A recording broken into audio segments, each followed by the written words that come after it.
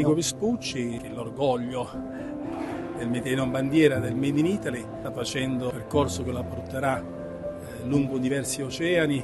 in una rotta che toccherà tutti i continenti e in quelle occasioni realizzeremo la presentazione del sistema Paese, del sistema Italia, di come investire in Italia e tutto questo mappa dell'Italia, i suoi siti